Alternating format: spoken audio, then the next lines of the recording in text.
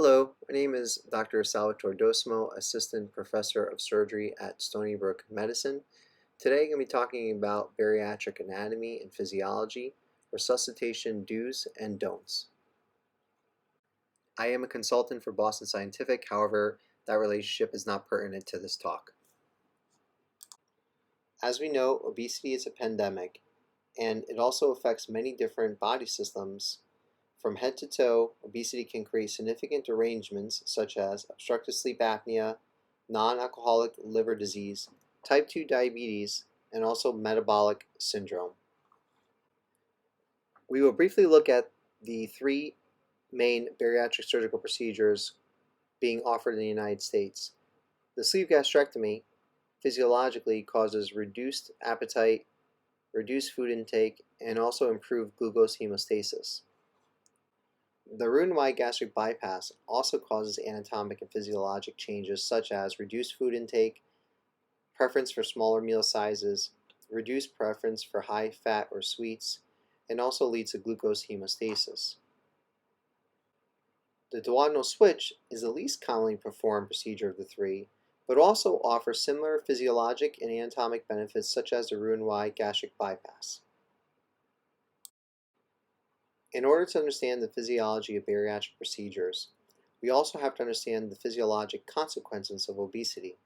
Obesity does lead to metabolic syndrome, which is a constellation of symptoms such as insulin resistance, hyperglycemia, type 2 diabetes, non-alcoholic liver disease, polycystic ovarian syndrome, and also systemic hypertension. Furthermore, obesity also leads to increased intra-abdominal pressure, which leads to numerous physiologic derangements that come into play when attempting to resuscitate a bariatric patient.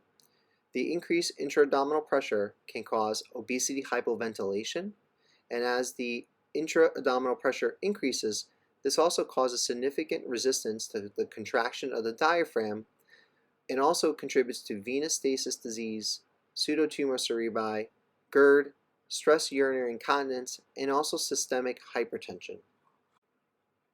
Focusing on the obesity hypoventilation syndrome, we can see numerous deleterious effects of obesity.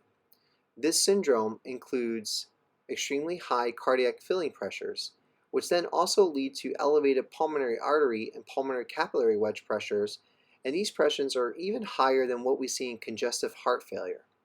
We should also note that following bariatric surgery, these pressures can return back to normal range within about 6 to 9 months. We can also see that in obese patients, their total lung capacity is also reduced, as well as their functional residual capacity, which also further leads to poor oxygenation and ventilation.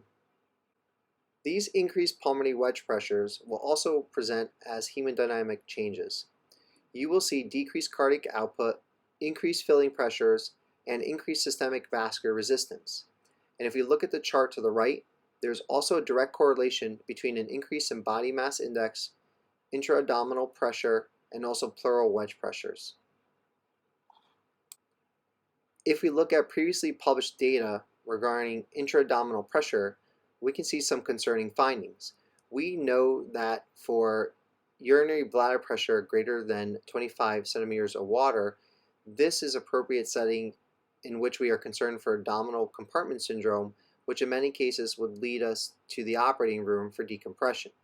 Previous studies have demonstrated that in morbidly obese patients, urinary bladder pressure can actually exceed 25 centimeters of water. In some previous studies, we've seen that patients can have urinary bladder pressures greater than 25, some greater than 30, and even some up to greater than 40 centimeters of water. If obesity causes an increase in intra-abdominal pressure, then weight loss should improve this intra-abdominal pressure as well. And we do see these findings following bariatric surgery. Previous studies have demonstrated significant improvement in urinary incontinence, respiratory insufficiency, hypertension, and cardiac dysfunction following bariatric procedures. Obese patients have impaired respiratory mechanics as well. The intra-abdominal pressure that we spoke about previously also decreases the mobility of the diaphragm, And the excess adipose tissue of the chest also decreases the compliance of the chest, which further inhibits respiratory function. These changes in anatomy can lead to a reduction in functional residual capacity and also increased peak airway pressure, with the final result being hypercapnia and hypoxemia. And as we know, functional residual capacity is very important as it keeps the small airways open and prevents the complete emptying of the lungs during each respiratory cycle. Data does demonstrate that more than 70% of bariatric patients have obstructive sleep apnea, which is further complicated by obesity hypoventilation syndrome, which again can lead to hypoxemia, hypercarbia, pulmonary hypertension, and right heart failure. And the data also supports these findings. For every unit increase in body mass index, functional residual capacity, expiratory reserve volume, vital capacity, lung capacity, and also residual capacity decreased by 0.5 to 5%. Some treatment options for obesity hypoventilation syndrome also include continuous positive airway pressure, and we have seen positive benefits from this. We have seen reversal of abnormal ventilation in approximately 2 weeks. We've also seen improved cardiovascular function in 3 to 4 weeks, and we've also seen normalized pharyngeal soft tissue anatomy in 4 to 6 weeks. And if we look at the physiology of obesity in the cardiovascular system, we also see that obesity has a hypervolemic and hard cardiac output effect on the cardiovascular system. Obesity leads to an increase in a patient's blood volume, and the increased oxygen demand that goes along with this increase in blood volume due to adipose tissue and muscle mass is not met by an equal increase in oxygen supply. Therefore, you are left with a ventilation perfusion mismatch, which has the end result of increasing the risk of a myocardial infarction. Obesity also causes the obesity cardiomyopathy syndrome. As we mentioned earlier, the increase in blood volume has significant effect on the physiology of the heart with an increase in stroke volume, increased preload, and increased wall tension. The end result is left ventricular hypertrophy, impaired ventricular relaxation, and also diastolic function. That diastolic function will then also lead to systolic function, pulmonary hypertension, and also right ventricular hypertrophy. In regards to the renal system, renal blood flow, glomerular filtration rate, and tubular reabsorption are increased in obesity due to the increased blood volume. Therefore, bariatric patients are more susceptible to hypovolemia, which puts them at risk for prerenal azotemia and also acute tubular necrosis, as well as acute renal failure postoperatively. Therefore, if a bariatric patient comes to the emergency room in a hypovolemic state, be sure to evaluate if they're taking any home medications that can further injure the renal system. So how can we best resuscitate our bariatric patients? First, again, bariatric patients have an increased neck circumference, which places them at an increased risk for an upper airway collapse. The increased soft tissue deposition and the oropharynx leads to pharyngeal airway narrowing. Oxygen consumption is also noted to be 1.5 times higher in obese patients than in non-obese patients.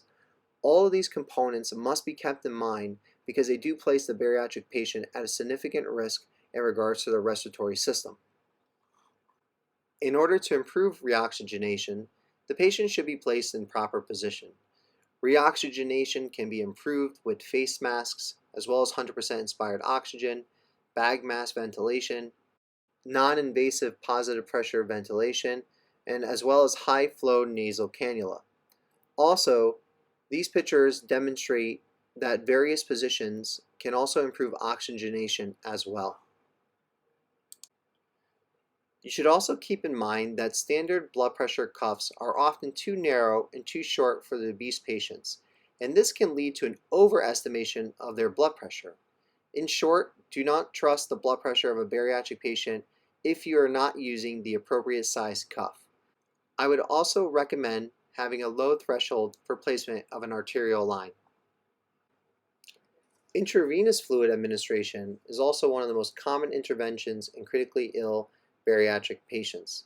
Whenever possible, the physician should use an ultrasound in order to place a central venous catheter in the femoral, internal jugular, or subclavian vein.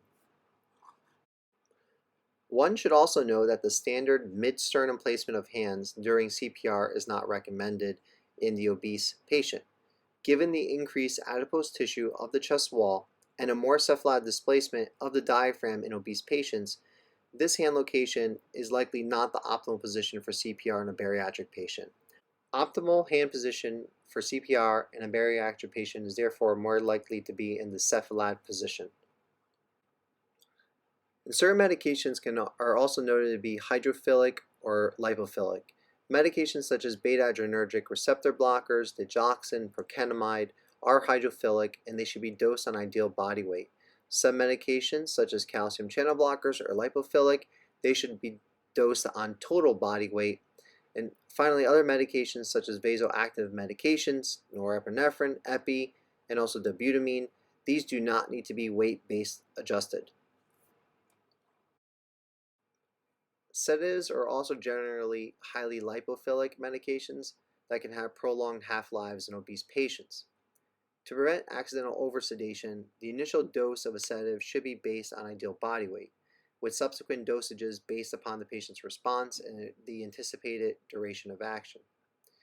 The physician should also use extra caution with benzodiazepine in obese patients, and when given via continuous infusions, benzodiazepines can have an extremely long duration of action in the obese patient. And finally, any physician or surgeon attempting to resuscitate a bariatric patient should be aware of the nutritional deficiency. I have provided a table with the most commonly seen vitamin deficiencies and their associated signs and symptoms. If noted, obviously they should be properly repleted. Thank you for your time, and please email me with any questions or concerns. Thank you.